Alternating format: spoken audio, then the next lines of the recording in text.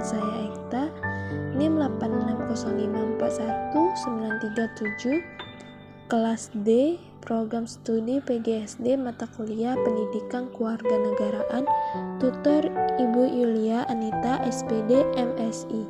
Pada video ini, saya akan menjelaskan materi tentang konsep demokrasi di Indonesia. Jadi, silakan simak video penjelasan berikut dengan baik. Baik, kita dari pengertian demokrasi terlebih dahulu. Istilah demokrasi berasal dari kata di dalam bahasa Yunani, yaitu kata demos yang berarti rakyat dan kratein atau kratos yang berarti kekuasaan. Berdasarkan arti kata secara etimologis tersebut dapat disimpulkan bahwa kata demokrasi secara umum berarti kekuasaan rakyat atau rakyat berkuasa. Selanjutnya ada komponen mendasar di dalam demokrasi tersebut sebagai berikut. 1. Kedaulatan rakyat. 2. Pemerintahan berdasarkan persetujuan dari yang diperintah.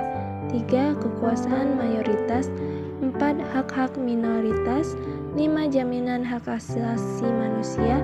6. Pemilihan yang bebas dan jujur. 7. Persamaan di depan hukum. 8. Proses hukum yang wajar. 9. Pembatasan pemerintah secara konstitusional. 10. Pluralisme sosial, ekonomi, dan politik. 11. Nilai-nilai toleransi, pragmatisme, kerjasama, dan mufakat.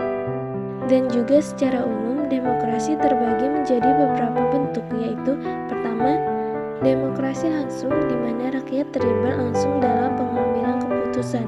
Kedua, demokrasi tidak langsung, yaitu rakyat memilih wakil-wakilnya di pemerintahan. Bentuk ini yang digunakan di Indonesia. Ada juga istilah demokrasi liberal yang menekankan kebebasan individu, dan demokrasi sosial yang menekankan pemerataan kesejahteraan. Pelaksanaan demokrasi di Indonesia. Pelaksanaan demokrasi di Indonesia dapat kita lihat dalam berbagai aspek kehidupan bernegara seperti 1. Pemilihan umum, pemilu, pilkada, pilpres sebagai sarana rakyat memilih pemimpin. Kedua, kebebasan pers dan media.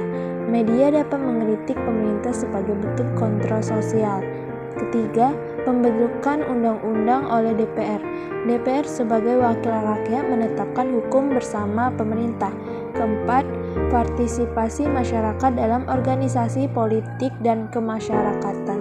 Masyarakat boleh bergabung dalam partai politik, organisasi kepemudaan maupun ormas. 5. Akses terhadap keadilan. Semua warga negara berhak mendapat perlindungan hukum. Semua ini menjadi bukti bahwa demokrasi berjalan di Indonesia melalui berbagai lembaga dan mekanisme. Sistem demokrasi Indonesia. Sebagai negara yang berdiri beberapa dekade lamanya, tentu banyak dinamika yang dialami oleh negara ini, yang salah satunya berkaitan dengan pelaksanaan demokrasi. Sejak negara ini memproklamasikan kemerdekaannya pada 17 Agustus 1945, tercatat sudah terjadi beberapa kali perubahan di dalam implementasi sistem demokrasi yang dianut oleh negara ini. Indonesia pernah mengimplementasikan demokrasi dengan sistem liberal, serta pernah pula mengimplementasikan demokrasi dengan sistem terpusat.